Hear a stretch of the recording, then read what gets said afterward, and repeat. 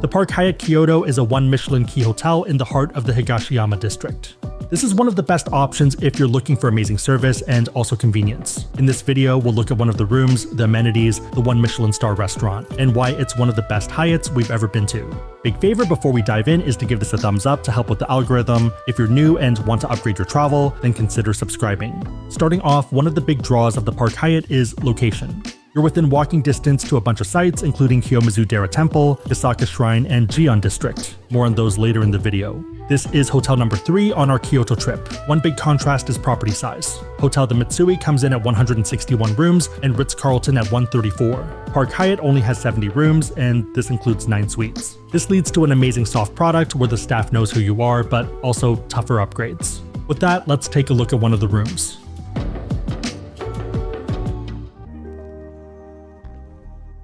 Welcome to the king room of a garden terrace at the Park Hyatt Kyoto. This is a beautiful room and I'm kind of amazed in a lot of ways. There's a lot of small touches that you might notice and I'll try to point them out throughout. First though, let's start with the garden terrace. It's not the biggest, but it's a nice way to get some air, especially when it's not too hot. It is pretty hot right now though, so you might bug out. One thing to be careful with is that there is a mesh net. Some people, I don't know who, some people might run into it, but giant mosquitoes might run into it. But yeah, out here it's not too big, but there are 2 seats and you can enjoy the noises of nature, which kind of sound like they're getting nearer, so maybe we should go back inside. Pretty nice outside and beautiful. One big note is that you cannot smoke out here. There's even a sign here. But yeah, just a heads up. Surprisingly calm other than me talking for 20 seconds. Okay, spinning around over here, we have the rest of the room. So we have the bed over here, table right over here, as well as a couch. One thing to note the couch is that it is pretty hard. It's pretty much like the Asian style beds. I'm not sure if that's the intent, but yeah, it's very firm. There is a pretty big table over here, so this is a great option if you want to probably hang out with a player too, or maybe if you want to do a bit of work. On it as well is going to be this. So this is a welcome gift that we ended up getting, and it's pretty beautiful. Looking forward to eating it tonight. In addition, we did end up getting 2 of the mascots. So this is a Shiba Inu, and it does have the Park Hyatt Kyoto in the back and the cute little Shiba tail. Shibs don't really like you pulling their tail. Yeah, I'm kind of actually amazed by how good this stuffed animal is. Very cute.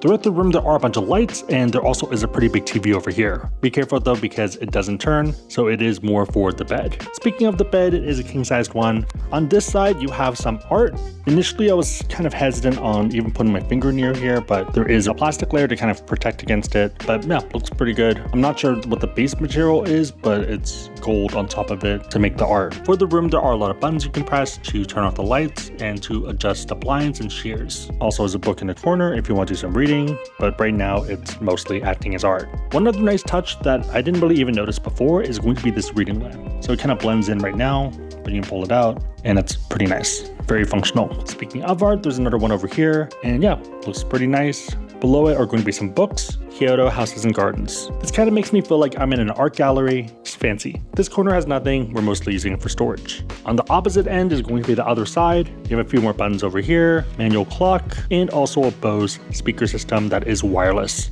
Also, just because you can grab something doesn't mean you can keep it. All the lights are very rectangular, same with the ones by the bedside. Opening up over here, we have the bathroom and kind of tub area. Right over here, you have the mirrors and you can adjust the brightness as you need to. 2 sinks. Soaps are going to be from Le Labo. We've already been using one of them and pretty good. Same thing with the body lotion, Le Labo as well. Down here is going to be extra towels, and I really like their basket. They didn't have to do this. They could have kept it very simple, but it looks super artistic. I feel like with a lot of nice Kyoto hotels, there's little touches that you might not think of or notice, but it just makes you feel good. On this side, you have a shelf with a few things, so pretty fluffy towels. Down here is going to be your amenities. Let's open it up. A lot of the base essentials from toothbrush, mouthwash, con pads, con swabs, shaving foam, a very fancy comb, razor, and also nail file. Obviously that box doesn't have everything. There are a bunch of items that are technically missing, and that's where this comes in. So there are a bunch of items you can order and they're going to be free. For us, we're probably going to try to get the instant noodles just to see how that works. Face mask because I actually kind of prefer wearing one to sleep, and also lens cleaning wipe to wipe you guys. Oh, lint roller would help a lot too, actually. Heat pack wouldn't be bad either, especially since we are going to walk for a bit. Lots of stuff that's useful. At the bottom, they do tell you things that you cannot take. So for example, bathrobes and power adapters. Also non-feather pillow, but it's interesting they don't mention the other pillows unless all of them are just non-feather. Oh, there was insect repellent. Interesting. Main idea though is that there are a ton of things you can request. Coming over here, you have the bidet, and this one is one of the more advanced models where it opens up by itself. There also are a lot of other buttons to do different things, such as lift up the seat and also deodorize if needed. Can you put the seat back down? Fine. Over here is going to be the shower area as well as the tub. There is a rainfall one, 6, 7. You're pretty much good regardless of your height for the most part. Also has a handheld one if you want instead. Tub is over here. I feel like it is a bit on the small end.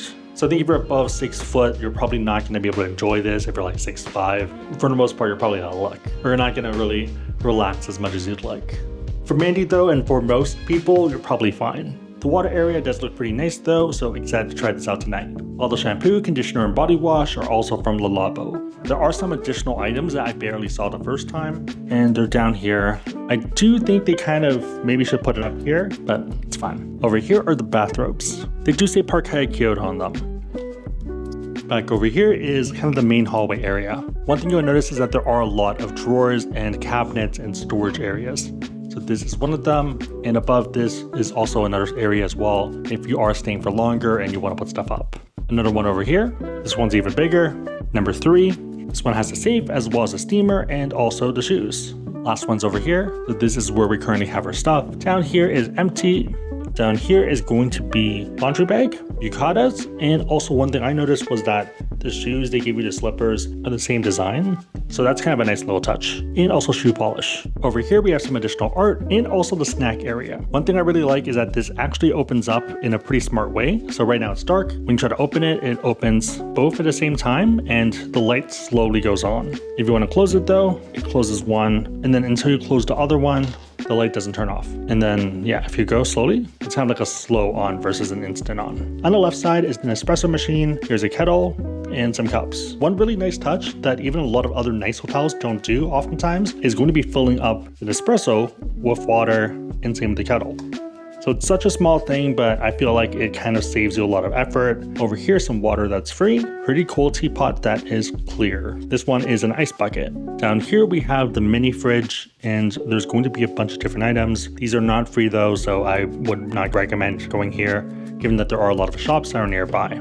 Down here is going to be duck horns, so some wine, and also some tasty snacks. These are expensive though, so I would again probably not go for these unless you really need it. There is another drawer up here, and this is for the teas. Inakura X Hyatt Kyoto. Special pods, and they do tell you what it is. The tea over here is going to be from Tea Forte. In case you're wondering about the layout, we are in room 506, which is right over here. For the most part, all the other rooms near us are about the same size, with the exception of 502. This side is going to be the ones with the garden view, and I believe this side is the city view, but need to confirm on that side. But yeah, this is the garden view ones. Overall, pretty nice room. One of the big draws of the Park Hyatt is that you're getting amazing value for your points, especially if you're transferring from a program like Chase. In that sense, you're looking at half the points compared to the Ritz-Carlton and Hotel de Mitsui. On that note, if you are someone that wants to learn about cards to get these points and you want to support the channel, we have links on the website, asksebby.com, and also down below in the description box. Make sure the links are competitive, but otherwise, it's a huge way to support the channel, so thank you in advance. Design-wise, there's a ton of contrast. It's located on a busy street, which definitely feels hectic during the day. The moment you walk towards the property though, it feels like you're slowly getting transported to another world. The noise dissipates and you're now greeted with a serene Japanese-style garden and the soft sounds of water. Something about going from noisy to calm is just mesmerizing. Same thing for stepping into the hotel. You go from a bright, colorful outside to a darker, calm inside. Add in that we visited during Japan's hottest summer on record. There's something about going from 40 degrees Celsius or 104 degrees Fahrenheit to an air-conditioned lobby that felt like an out-of-body experience. Inside, you have a ton of wood tones. There's also a table with books, a fireplace, and decorations on the ceiling. On the left-hand side, you have the concierge and front desk. On the right-hand side, you have a bunch of seats. Behind this, you have more seating options and also the living room. The seats can be used whenever, but they do have some activities throughout the day. A good example would be champagne hour every day from 5 p.m. to 6 p.m. Champagne is complimentary and free-flowing, but is limited to guests with globalist status or those staying in suites. Walking towards the back, you have additional seating, and this is where afternoon tea is served. This will run you 6,600 yen per person and 8,800 yen if you do the champagne option. To get to the rest of the hotel, we have to use the elevators. On the third floor is the wellness area. This takes up the entire floor, and it has a pretty interesting design. Maybe I'm crazy, but it kind of feels like it was designed by ninjas. It feels very traditional Japanese, but is contrasted with a ton of new modern equipment. Also, the machines are nicer than a lot of the standard ones. They track your reps and whether you're doing it properly. If you don't want to use the strength equipment, there's also cardio options throughout and also weights as well. There's also a spa on this floor, but we didn't have a chance to check it out. Lastly is the Japanese bathhouse, or I guess houses, since they are separated by gender. You have a changing room with a few lockers and toiletry items. Pretty standard for the most part. Heading in, you have a sauna on one side and a steam room on the other side. Neither are gigantic, but you could probably fit 2 people inside each one. Next, you have some seats to wash up, and it's the traditional style. Lastly, you have a hot whirlpool and a small cold plunge. Definitely a cozy experience, and you can probably only fit 2 to 4 people at a time. To be fair, even though it's small, I didn't run into anyone during my 2 trips down here. Despite the hotel being at max occupancy, it's open from 7 a.m. to 10 p.m., meaning you can start the day with a cold plunge and end it soaking your legs. Heading up a floor to number 4, we have the Osaka restaurant and the Kohaku bar. This is also a great spot if you want amazing views, since there's a terrace. Next is floor 5, where you're greeted with a beautiful view of Kyoto, the biggest highlight being the Osaka Pagoda.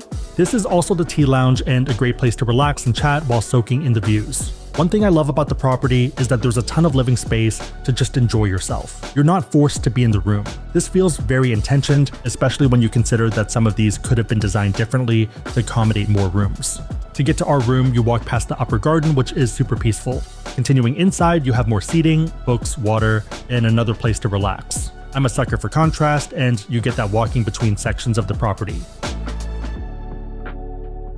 Alright, dinner time.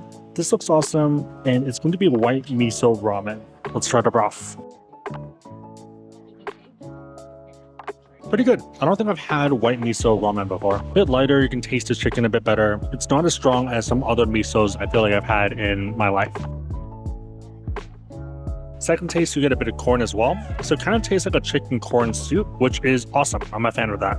Oh, yours tastes different. Yours is like sweet. Mine is like nice and savory with like chicken and pork flavor. Okay, let's try the noodles.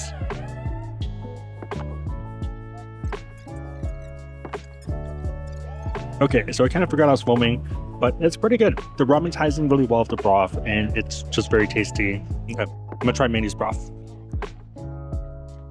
So mayonnaise is the old school broth, which is good, but I think something about mine is more interesting, and I would opt for mine if you can. Your mileage may vary. Yeah, me too. I would get yours. Also ended up getting a Wagyu box on the side for 1,500 yen more. Let's give it a taste.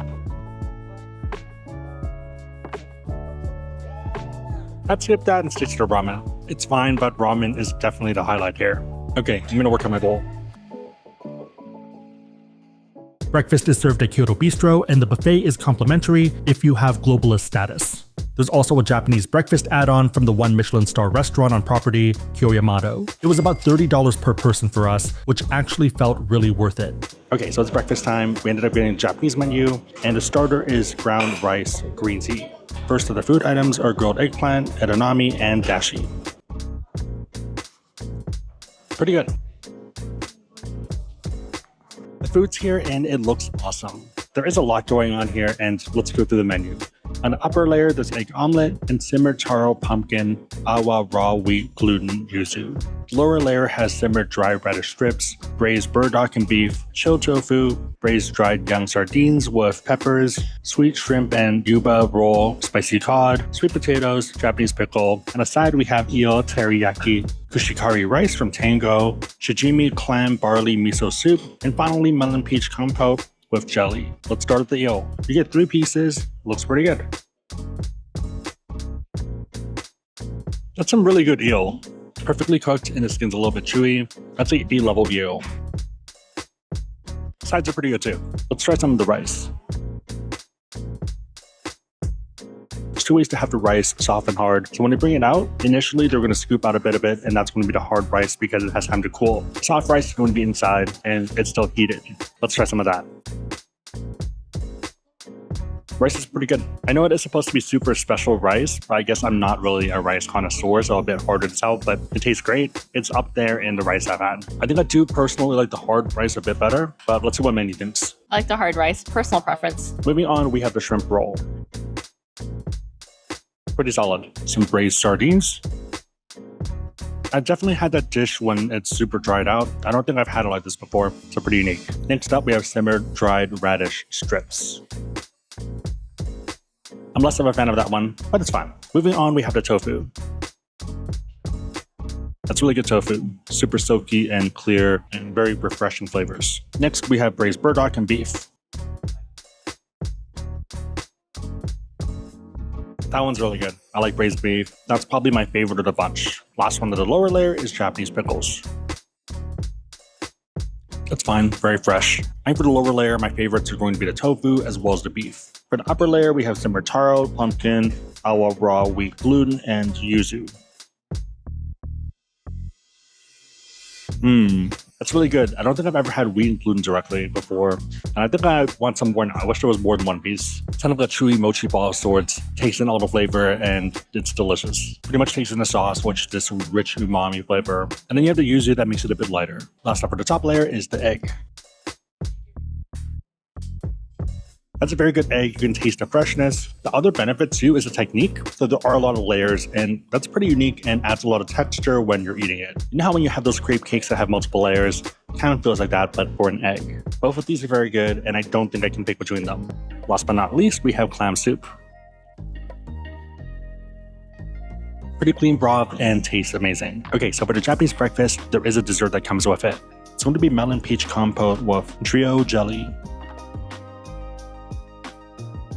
That's really good. It's light, refreshing, sweet. It works really well together. There's a crunch from something as well, tiny little bit. Pretty much the perfect end to a great breakfast. Even if you are a bigger eater, I think the Japanese breakfast is more than enough. You're going to be full and ready for the day, especially if you are going to have a lunch later on anyways. Since we are here though, and I kind of want to review the other options, if you are kind of deciding between the two, I did get some additional food, some highlights that looks really good from the buffet. In that sense, it's kind of a secondary breakfast. First up, let's try the shrimp. It's a little overdone. Flavors aren't bad though. Smoked salmon. Pretty normal smoked salmon, but good. Great. Pretty good. Antelope. A bit less sweet than some other hotels, but passable. Mango. Mango's perfectly sweet. That one's delicious. For the second plate, I mostly got some pastries. I think this is a matcha croissant. Interesting flavors. Pretty much a chocolate croissant with an egg yolk layer on top that tastes like matcha. It's good, but a little bit overdone to me, but unique flavors. Next up, we have a giant almond croissant. I've had better, it's okay. This is the final one. I'd probably go with the cake, but the other pastries are a little bit weak. If anything, I think this sold me on the Japanese breakfast. Choices are good though. Okay, see you at the next destination. On the 5th floor is Kyoyamato, one of the most storied one Michelin star restaurants we've been to. It's a historic ryote that dates back to 1877. Its Soyotai building is where 19th century samurais gathered to strategize how to overthrow the shogunates. It can also be a hard to get reservation, especially if you're not a guest. It's a common place for tea or a meal for Japanese politicians and business leaders. Even as a guest, you want to book a month out. Starting out the meal, we have eggplant, and the container is pretty cute as well. Looks like an eggplant. So it might look a bit weird, but let's give it a taste. I'm a fan of eggplant and uni. Eggplant complements the uni really well, and same with the reverse. There also is a nice creamy sauce as well that goes with it, along the jelly. Yeah, perfect, pretty much. Again, might not look the best, but tastes amazing. Great starting point, especially on a hot day like today, and this helps you cool down. Let's try the shio juice. It is house-made, no preservatives or anything else. That's really good. Kind of sweet, sour, works really well on a hot day. Next up, we have Japanese soup, which is fish broth with hammerfish, kind of as a meatball. Let's break this apart. Ooh, that's super delicate. Let's give it a taste. Super clean broth and tastes amazing. Very fishy as you'd expect, but like the nice fishy, not the weird one. Let's try the ball. Pretty much melt in your mouth. If I had to think of a Wagyu or fish as like a ball, this would kind of be it. Like it breaks apart in your mouth and just have a lot of flavor kind of bursting on your tongue. Next dish is going to be sushi. We have snapper and also bluefin otoro, and it looks awesome. There's also some flowers you can have, and she suggested rolling your second piece of it. That way it kind of brings a separate flavor palette to it. First up though, let's try some of the wasabi. Ooh, let's really go wasabi. So one big difference between cheap and high-end sushi places or just Japanese places as a whole is that this is not horseradish. Most other restaurants, when you have wasabi, it's horseradish. This is actually the wasabi root that they grind down and make into a paste. It doesn't have that sting to it or kick to it. Let's try this piece first. Snapper is nice and bouncy and very flavorful, super fresh. Next up, let's try wrapping it because I've never done it before. You taste the herbiness of the flour and it brings out the sweetness of the fish a lot more. Moving on, we have the bluefish tuna.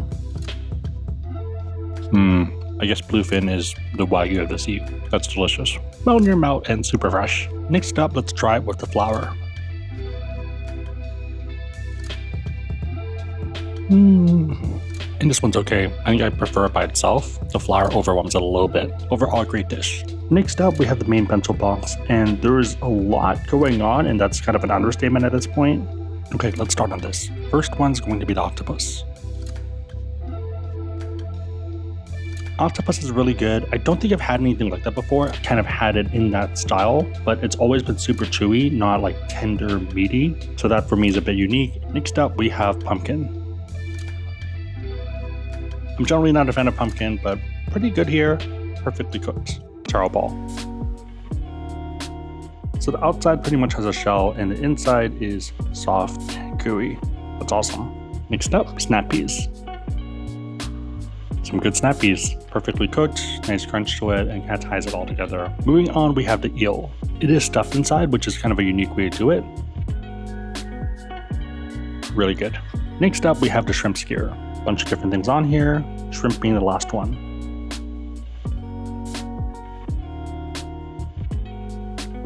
I like the middle one.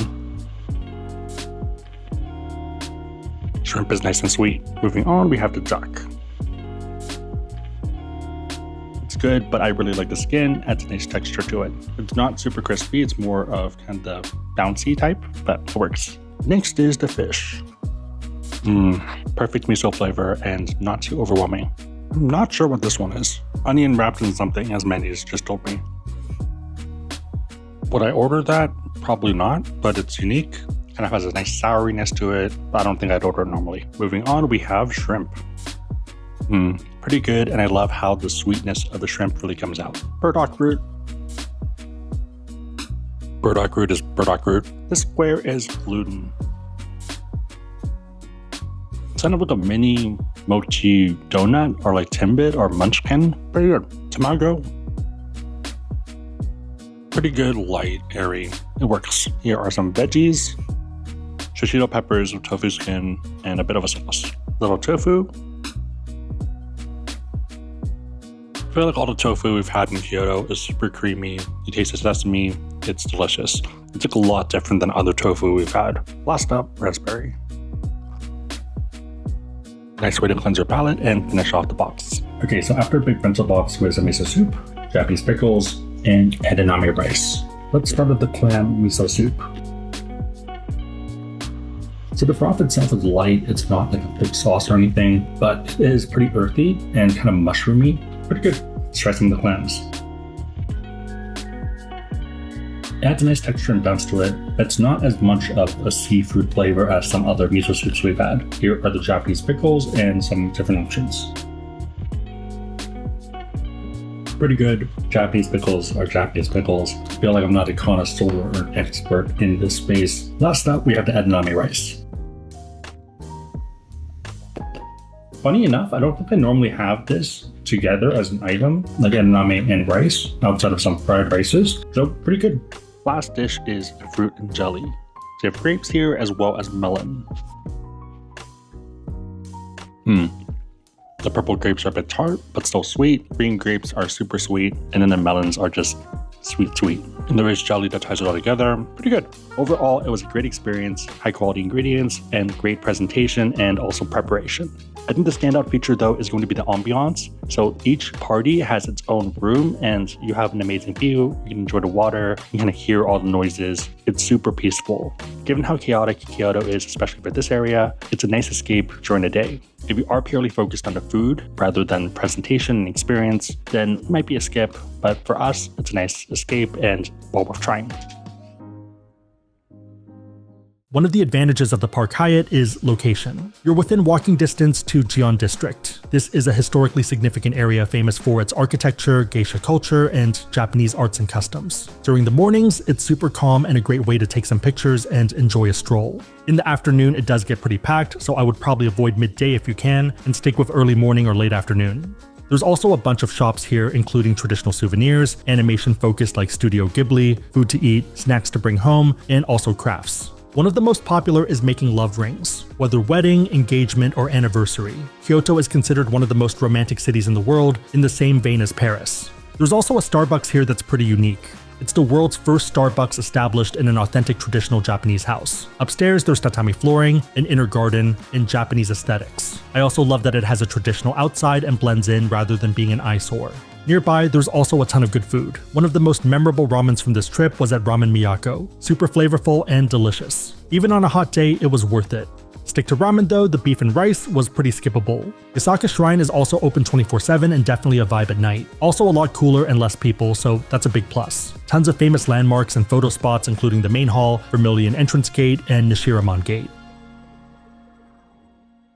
Overall, I think the Park Hyatt Kyoto is a great property if you want something conveniently located with great views and solid amenities. The best part though for us was the soft product. Definitely S tier in that respect, and I'd highly recommend it. On the other hand, if you're optimizing for something like a pool or onsen, probably not the best option. Again, if you want to learn about cards, we have links on the website, asksebby.com, and also down below in the description box.